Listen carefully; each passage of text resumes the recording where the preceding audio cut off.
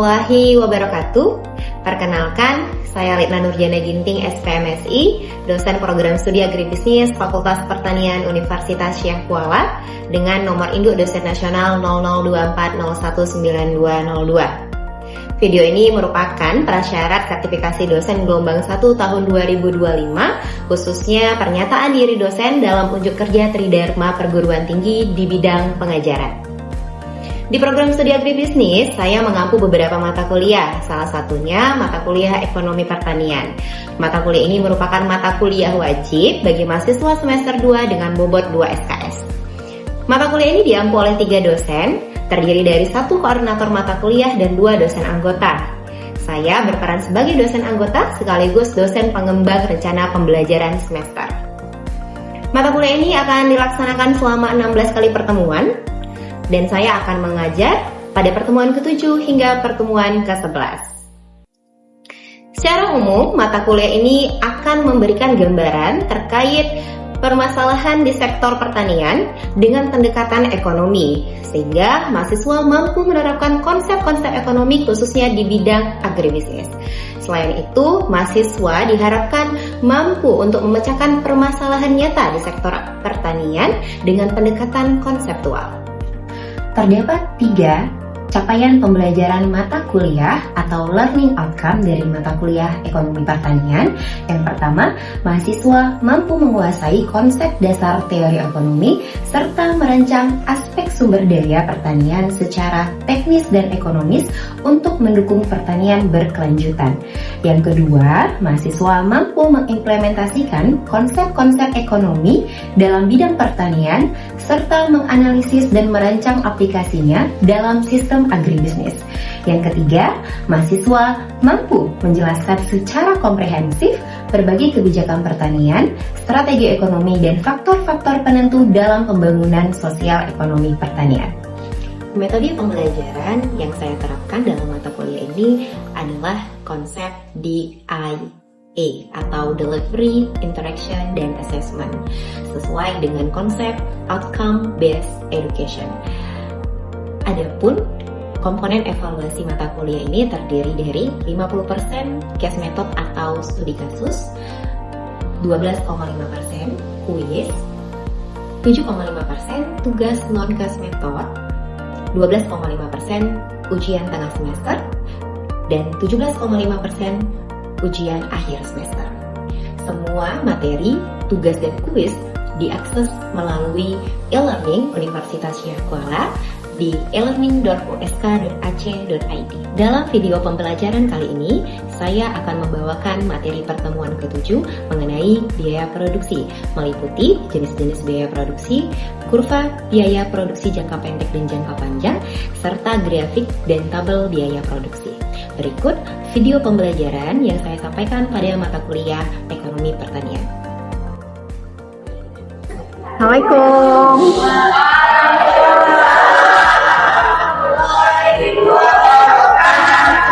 Gimana kabarnya? Alhamdulillah sehat. Kalian sehat? Selamat pagi semua.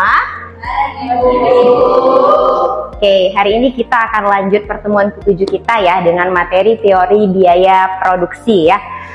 Oke, sebelum kita lanjut ya untuk materinya, kita berdoa terlebih dahulu. Silahkan berdoa dimulai. Doa selesai. Oke, jadi hari ini adapun materi yang akan kita bahas hari ini adalah kita akan belajar jenis-jenis biaya produksi ya. Apa aja jenis dari biaya produksi, lalu nanti kita akan belajar juga mengenai kurva biaya jangka pendek dan jangka panjang, dan yang terakhir nanti kita akan belajar menganalisis grafiknya dan juga tabel biaya produksinya. Nah, harapannya nanti setelah kuliah ini selesai, kalian dapat menguasai dan menjelaskan secara komprehensif mengenai konsep-konsep biaya produksi dalam usaha pertanian dan subsistem pendukungnya. Sehingga nanti kalian lebih dapat memperhitungkan ya penggunaan biaya dan menggambarkan secara lebih mendetail kurva biaya produksi tersebut. Oke, nah Nah, secara teori biaya produksi itu kalau secara definisi itu adalah semua biaya atau pengeluaran yang dikeluarkan oleh perusahaan. Kalau kita biasanya karena kita analisis usaha tani, biasanya kita lebih ke petani atau perusahaan yang bergerak di bidang agribisnis. Jadi semua pengeluaran dari perusahaan tersebut untuk memperoleh faktor-faktor produksinya, baik itu bahan mentah yang akan digunakan untuk menghasilkan suatu produk atau barang dari perusahaan ataupun usaha taninya. Nah, kalau secara teori biaya itu dibagi dua, ada biaya eksplisit, ada biaya implisitnya.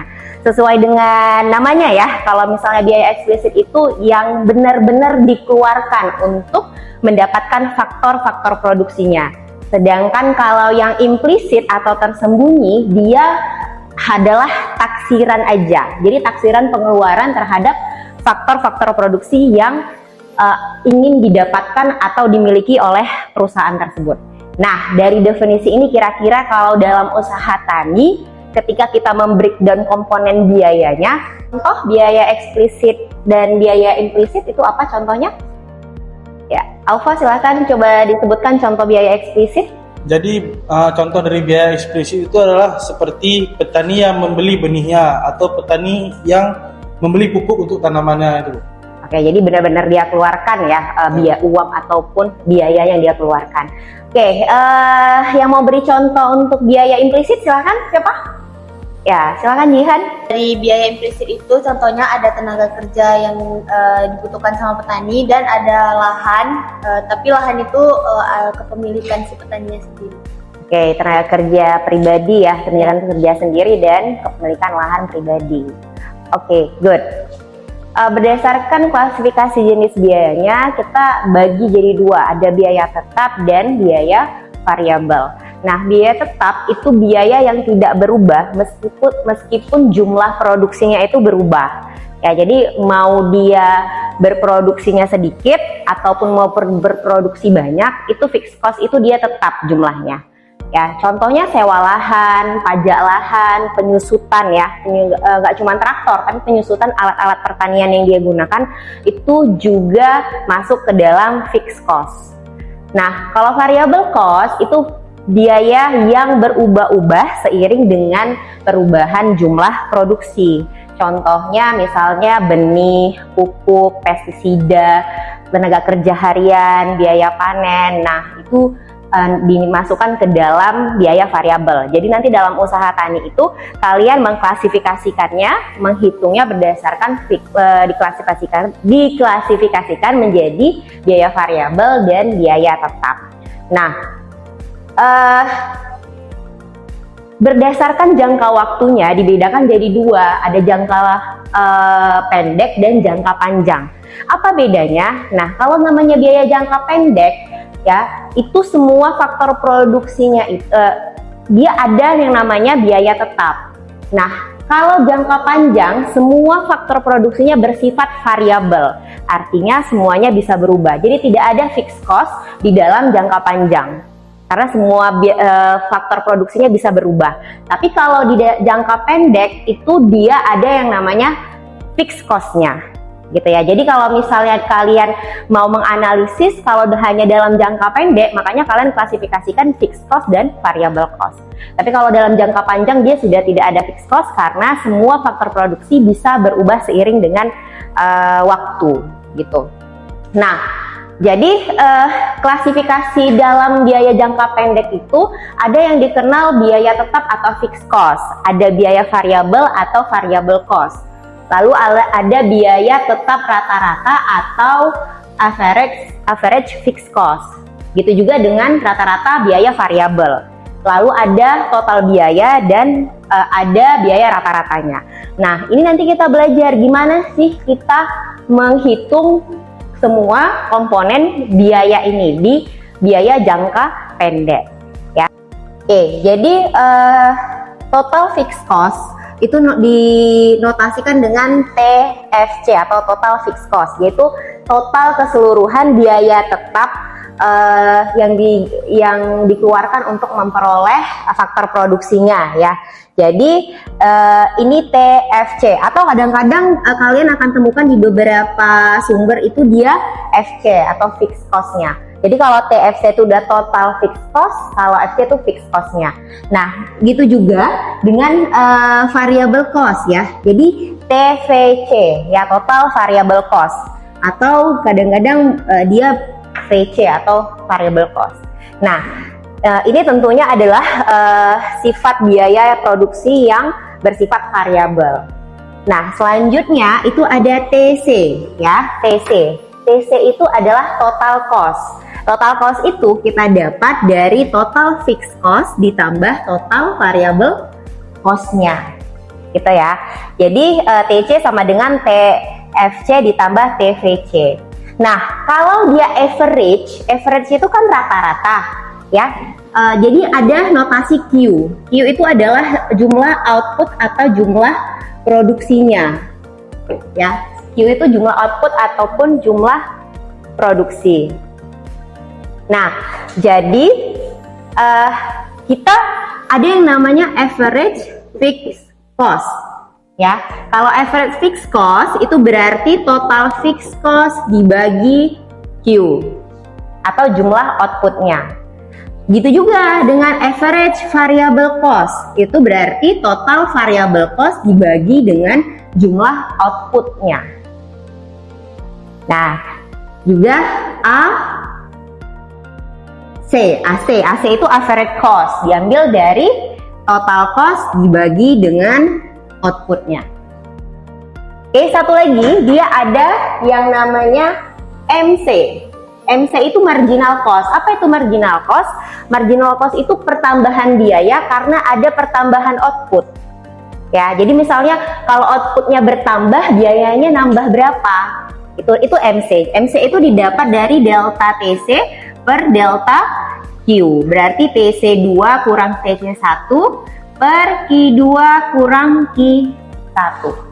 Oke, ini rumusnya nanti akan kita masukkan ke dalam contoh ya, pengaplikasiannya seperti apa. Tapi sebelumnya kita lihat dulu kurvanya ya, kurva biaya produksi jangka pendek. Jadi kalau kita lihat sesuai dengan rumus tadi ya, di sini ada kurva TVC dan TVC atau total fixed cost dan total variable cost serta total cost. Jadi kalau kita bicara tentang grafik total fixed cost, karena dia biayanya fix atau tetap berapapun jumlah produksinya, maka dia digambarkan dengan garis lurus, ya kan, garis lurus. Jadi sumbu X itu Q atau output atau jumlah produksinya, sedangkan sumbu Y itu adalah biaya produksinya. Artinya mau nanti produksinya meningkat ya, semakin banyak produksinya, biaya tetapnya akan selalu sama karena dia fix ya. Nah, tapi biaya tetap itu nggak pernah dimulai dari nol. Kenapa? Karena walaupun dia tidak berproduksi, biayanya harus tetap dia keluarkan. Makanya dimulainya dia titiknya di sini.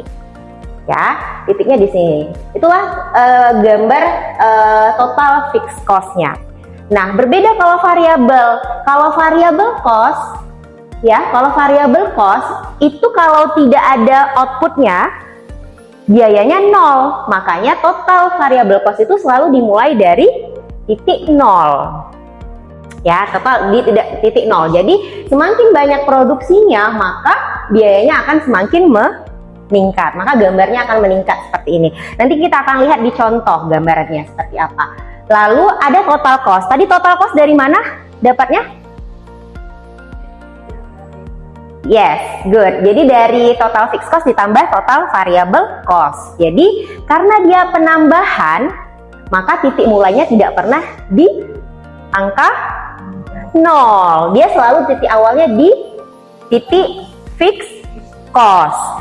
Karena misal contohnya gini, total cost. Ketika fixed cost-nya 30, variable cost-nya 0, berarti total cost-nya berapa? Ketika fixed cost-nya 30, variable cost-nya 0, berarti total cost-nya 30. Makanya dia mulainya di titik fixed cost 30 tadi. Maka gambarannya seperti ini. Nah, tapi bentuknya itu dia akan mengikuti bentuk total variable cost karena itu yang berubah, fixed cost-nya tetap. Nah, itu maka kurvanya gambarnya seperti ini. Nah, lalu kalau kita lihat ya, kurva biaya jangka pendek yang kurva marginal cost, average fixed cost, dan average variable cost, gambarnya seperti ini. Perlu diingat ya, gambarnya ini memang harus sesuai, jadi tidak bisa kita gambarkan asal gitu ya. Kenapa? Nah, kita lihat di sini gambar marginal cost ini. Marginal cost itu memotong garis average cost dan average variable cost itu di titik minimumnya. Ya, jadi lihat nih titik minimumnya di sini, yang ini titik minimum di sini. Jadi dia akan marginal cost ini akan memotong di titik minimumnya. Ya, jadi kita bisa lihat juga ya average fixed cost-nya ini karena outputnya bertambah terus, maka rata-ratanya akan menurun. Kan dia nilainya tetap fix. Ketika outputnya bertambah, maka nilainya akan menurun, maka kurvanya akan menurun. Nanti kita coba gambarkan di contoh soal yang akan kita bahas setelahnya. Coba kita lihat, ya, oke. Nah, sekarang boleh dicoba juga di kertas atau bukunya. Kita mau isi tabel biaya jangka pendeknya, ya. Kita isi biaya jangka pendeknya. Di sini ada setiap row itu dia hanya diketahui satu jenis cost-nya, ya. Tapi kita harus bisa melengkapi keseluruhan dari tabel ini. Jadi coba dilihat, ada total cost 30. Nah, di sini ada satu row yang sebenarnya bukan hilang, tapi tidak ditampilkan di sini. Row apa? Oh, kolom. Sorry, kolom. Kolom apa? AFC ada. Kolom apa? TSC. Yes, total fixed cost. Jadi total fixed cost-nya boleh ditambahkan di situ. Oke, sekarang kita selesaikan dulu tabel biaya jangka pendek di depan ini ya. Jadi di sini di Q itu ataupun outputnya, di Q atau output 0 itu diketahui total cost-nya 30. Jadi kalau kita harus mencari total fixed cost dan total variable cost-nya, kira-kira ya total variable cost-nya berapa kalau Q-nya ataupun output-nya 0? Tadi saya sudah jelaskan sekilas di grafiknya. Bu. Ya, silakan Jian. 0, Bu. 0 ya. Jadi ketika dia tidak berproduksi sama sekali, dia tetap mengeluarkan biaya, tidak mengeluarkan biaya variabel ya. Jadi 0. Berarti kalau total fixed cost-nya berapa?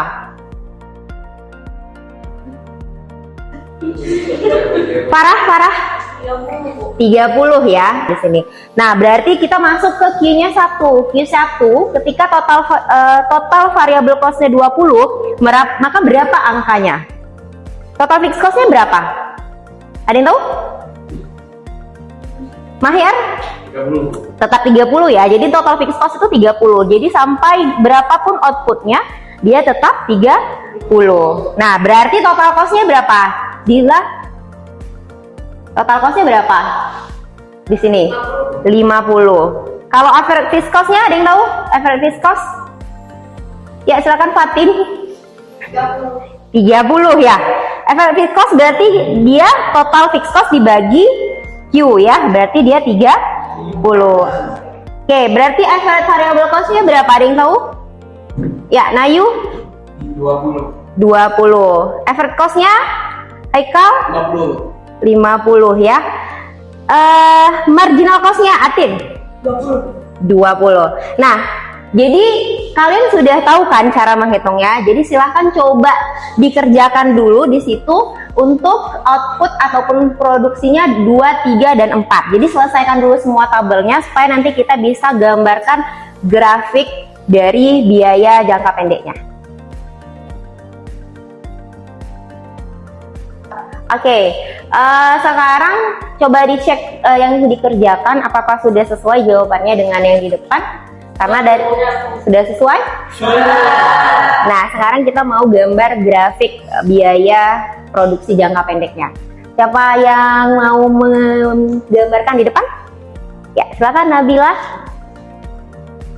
Silakan digambarkan dulu kurva total variable cost, total fixed cost, dan total cost-nya di depan. Yang lainnya boleh dicoba ya, digambarkan di buku masing-masing. Nanti coba dicek dengan yang dikerjakan Nabila. Jadi sudah selesai nih, coba dilihat ya gambar kurva yang sudah digambar oleh Nabila. Jadi dia sudah masukkan angka tadi yang di tabel biaya produksinya ke dalam kurva ya.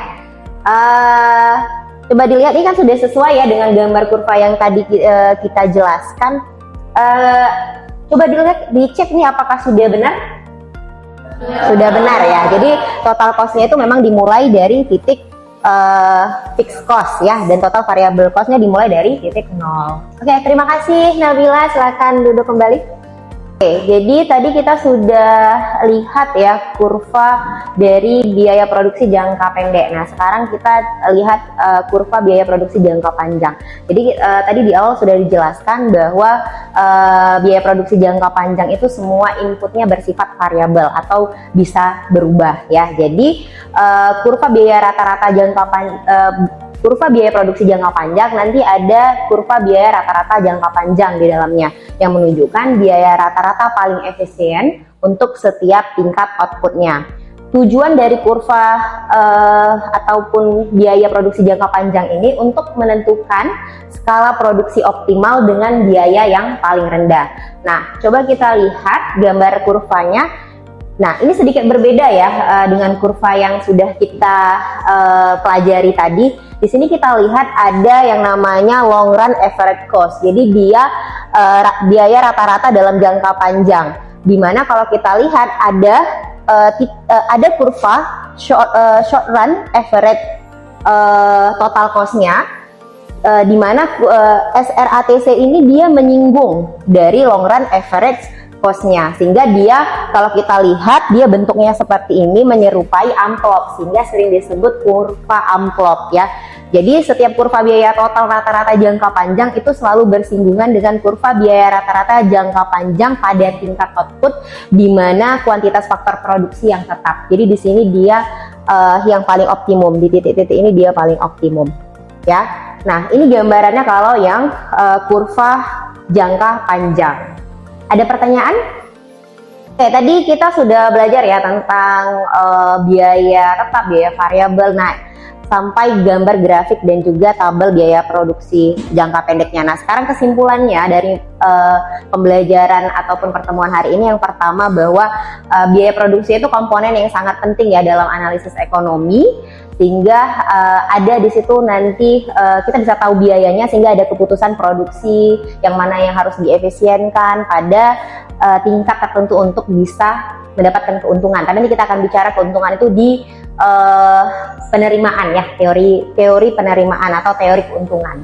Nah, lalu dalam jangka pendek itu biaya dibagi tadi ada dua ya, ada total fixed cost dan total variable cost. Lalu ada biaya per unit, itu yang dinamakan biaya per unit itu adalah biaya yang average atau rata-rata. Ada average fixed cost, average variable cost, average cost, dan marginal cost. Lalu dalam jangka panjang tadi semua input bersifat variabel.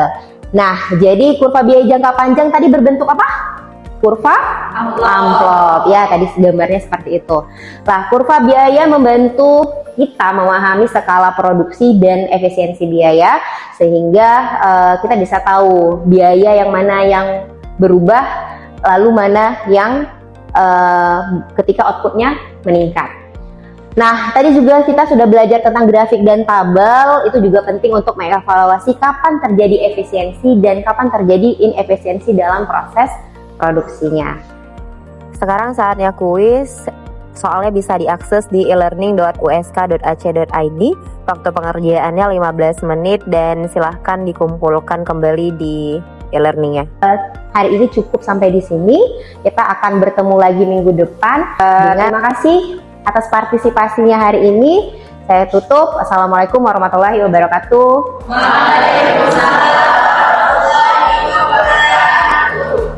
Demikian video pernyataan diri dosen dalam unjuk kerja Tridharma Perguruan Tinggi di bidang pengajaran.